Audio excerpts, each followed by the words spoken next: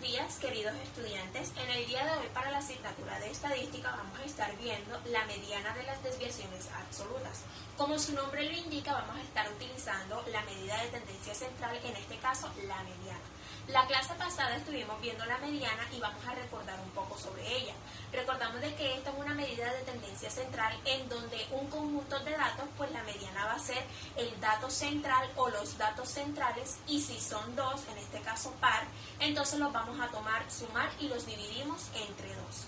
Haciendo un poco de un recordedis de lo que era la mediana, vamos a dar inicio al tema de hoy, que es la mediana de las desviaciones absolutas. Entonces me dice de que esta desviación absoluta mediana es un indicador estadístico robusto que usa las desviaciones absolutas respecto a la mediana, más no a la media, porque muchas veces hemos utilizado diferentes métodos para hallar las desviaciones, pero siempre han sido respecto a la media, pero en este caso vamos a utilizarlo respecto a la mediana. Entonces, para poder utilizar este método se necesita una serie de pasos. Como el primer paso tenemos hallar la mediana del conjunto de datos. Como segundo paso tenemos hallar la desviación absoluta de cada dato respecto a la mediana. ¿Cómo se hace este paso? Tenemos el dato, es decir, cada uno de los datos que conforman nuestro conjunto, le vamos a restar la mediana que hallamos en el primer paso. Como tercer paso tenemos calcular los valores absolutos, es decir, los resultados que obtuvimos en el dato menos la mediana, lo vamos a llevar en valor absoluto y vamos a tener ese resultado. Y como cuarto paso vamos a sumar los resultados que nos dio en el dato menos la mediana en valor absoluto, los vamos a sumar, los vamos a dividir entre el número total de datos.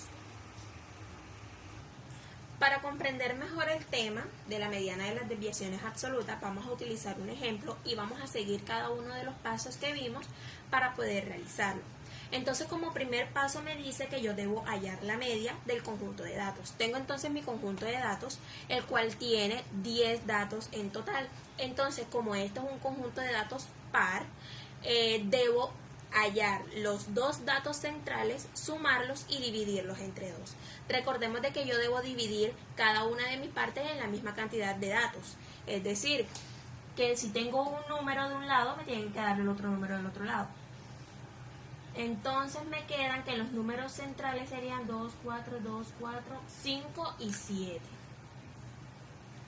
Estos son mis números centrales.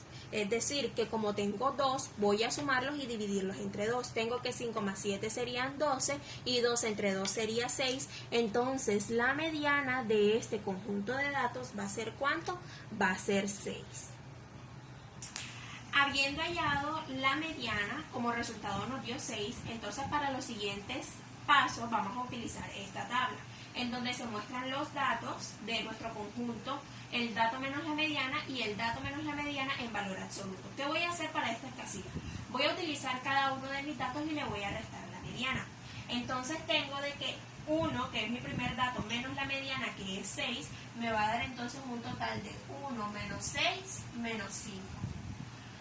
2 menos 6 me va a dar menos 4. Me va a dar aquí también menos 4. En 3 menos 6 me va a dar menos 3. En 5 menos 6 me va a dar menos 1. En 7 menos 6 me va a dar 1. Aquí también me da 1, 1, 1. Y en 9 menos 6 aquí me va a dar 3. Entonces, habiendo obtenido cada uno de los datos, si podemos identificar, hay varios resultados que los tengo en negativo. Para eso me va a ayudar la siguiente parte de la tabla, en donde al momento de ingresarlos en el valor absoluto, su resultado va a salir positivo. Entonces me queda de que menos 5 en valor absoluto me va a dar 5. Menos 4, 4, menos 3, 3, menos 1, 1, y ya los demás son positivos, entonces me va a seguir dando positivo.